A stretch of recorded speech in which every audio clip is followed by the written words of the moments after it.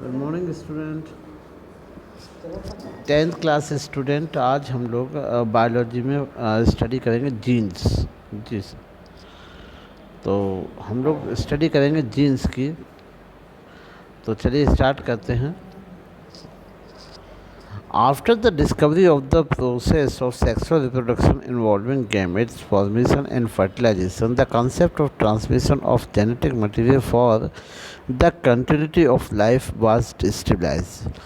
जब sexual reproduction की discovery हुई और रिप्रोडक्शन की डिस्कवरी के दौरान पता चला कि यहाँ पर गैमेट की फॉर्मेशन होती है, और गैमेट की फॉर्मेशन जो होती है वहाँ आपका जो गैमेट की फॉर्मेशन से जो ट्रांसमिशन होता है, तो वहाँ पर जेनेटिक मटेरियल की बात सामने निकल के आई।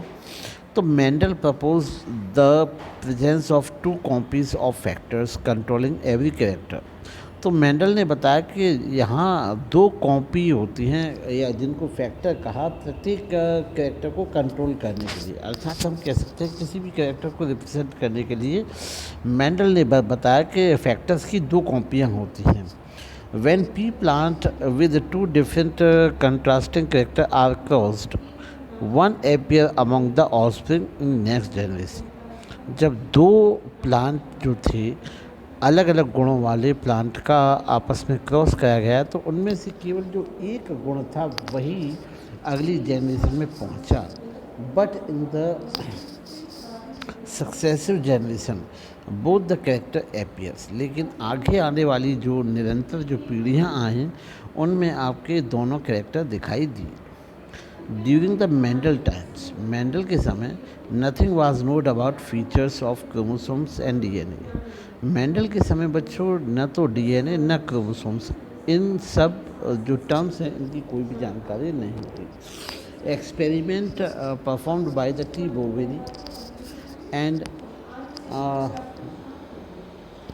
W.S. Sutton in 1902 provided the evidence that gene is a part of chromosomes. तो बाद में टी बोवेरी और W.S. सटन नाम के साइंटिस्ट, जिन्होंने 1902 में स्थापित किया कि जो जीन्स होते हैं वो क्रोमोसोम्स की पार्ट होते हैं। The mode of the transmission of the factors from the prevent offspring conceived by the Mendel and the transmission chromosomes through the gametes were strictly be similar. Both the Mendelian factor or genes as well as chromosomes are present in the pairs. तो जैसा कि बताया जाता है कि जो Mendelian, जो आपके जो मेंडल ने बताया था, जो फैक्टर्स थे और जो जीन्स हैं और क्रोमोसोम्स, ये सब पेयर में पाए जाते हैं, जोड़े में पाए जाते हैं। both segregate during the meiotic division to form gametes in which they remain unpaired. तो ये दोनों जो जोड़े में उपस्थित होते हैं गैमेट फॉर्मेशन के समय ये अनपेयर्ड हो जाते हैं, अर्थात ये अकेले एग्जिस्ट करते हैं। After the fertilisation the paired feature again restore in the zygote, और फर्टिलाइजेशन फिर से दोनों जो अनपेयर्ड गैमेट होते हैं वो फिर से आपके पेयर्ड गैमेट हो जाते हैं, which develop into the offspring, जो कि संतान में उत्पन्न होता है। This is how continuity of the life is maintain. इस प्रकार से जो लाइफ है उसकी कंटिन्यूटी मेंटेन होती है। One more point which comes evidence after the discovery of the chromosomes was location of gene on the chromosomes. एक और बात जो कि डिस्कवरी क्रोमोसोम्स की खोज के बाद में पता चली, जीन्स की पोजीशन या जीन्स की location. In all organism are numbers of chromosomes is fewer than the numbers of the characteristic of the features, which are mainly if genes are responsible for the characteristic features. तो जितने भी जीव होते हैं उनमें गुणसूत्रों को निर्धारित करने वाला जो क्रोमोसोम्स होता है, वो उसमें जो फैक्टर्स होते हैं वो आपकी जीन्स रिस्पॉन्सिबल होते हैं। They have certainly many more numbers of chromosomes. For example, human being and total number of the chromosomes is 23 pairs. मनुष्य में लगभग 23 जोड़े, but total number of the characteristic genes have been estimated to be between 30,000 to 40,000 genes और लेकिन यहाँ पर chromosomes में जो जीन्स होती हैं, लगभग ऐसा अनुमान लगाया जाता है लगभग 30,000 से लेकर 40,000 तक जीन उपस्थित होते हैं। Genes are however located on the chromosomes in fixed position. जो जीन्स होती हैं, हाँ, यहाँ तक कि जो जीन्स होती हैं वो क्रोमोसोम पर एक फिक्स पोजीशन पे स्थित होती हैं। Genes are suppose to be abstract body in the long time if till the discovery of the their chemical nature. After a number of experiments performed to be scientists that stabilization of the gene segment large molecule called deoxyribose nucleic acid. तो यहाँ पर जो jeans होते हैं, यहाँ पर जो इनका जो केमिकल कॉम्बिनेशन है, केमिकल रिलेशन है, वो भी निकल के सामने आता है। बट पता चलता है कि यहाँ पर एक लार्ज मॉलिक्यूल बनता है जिसको हम लोग डीएनए अर्थात डीऑक्सीराइबोस न्यूक्लिक एसिड कहते हैं, which form a important constituents of the chromosome, जो कि क्रोमोसोम्स का एक महत्वपूर्ण घटक है।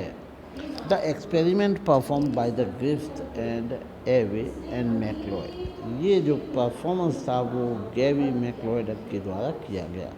McCarthy in 1944 established that DNA is the carries genetic phenomena from the generation to generation.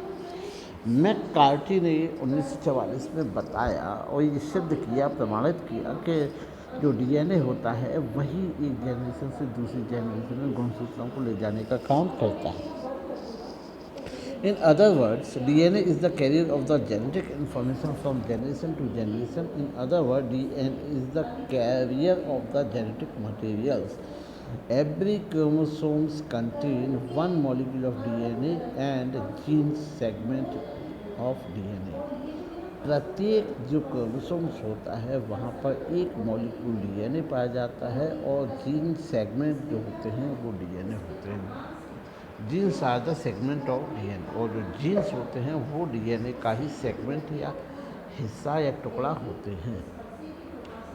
The concept of the structure of the gene has been changed through the time.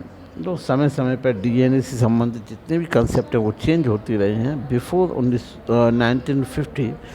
1950 से पहले the knowledge about gene was based on the study of some higher plants, fruit fly. However modern study about the chromosomes and DNA have revealed that genes are DNA segments on chromosomes occupying specific location. तो आज की जो modern science है उसके अनुसार जो genes होती हैं वो डीएनए मॉलिक्यूल के सेगमेंट होते हैं, और genes are the segment of the DNA molecules and chromosomes occupying specific location. तो इस प्रकार से हम लोग कह सकते हैं कि जो डीएनए होता है, डीएनए एक प्रकार से डीएनए का सेगमेंट ही जीन होता है जो कि एक स्पेसिफिक लोकेशन पर रहता है। Unit of specific biological function, जो कि आपकी स्पेसिफिक बायोलॉजिकल फंक्शन की यूनिट है। The nature of the gene is such that maintain constituency in the generation, और जो जीन्स का जो काम होता है वो एक प्रकार से जो प्रोजेनी होती है, जो संतान होती है, एक पीढ़ी से दूसरी पीढ़ी में एक कॉन्स्टेंटली समानता रखना है। How it is very undergo sudden heritable change, it is called mutation। हाँ, लेकिन फिर भी कुछ एक अचानक जीन में जो परिवर्तन होते हैं और इन परिवर्तन को हम लोग म्यूटेशन कहते हैं। This is the one reason of the variation, और जो म्यूटेशन होता है वही वेरिएशन का कारक बनता है। तो उम्मीद है बच्चों को ये जीन्स और जीन्स से संबंधित जो तथ्य बताए हैं सब बच्चों को समझ में आए होंगे। तो उम्मीद है बच्चे इस वीडियो से लाभ उठाएंगे और समझेंगे जीन्स के बारे में, डीएनए के बारे में, क्रोमोसोम्स के बारे में और म्यूटेशंस के बारे में। Thank you.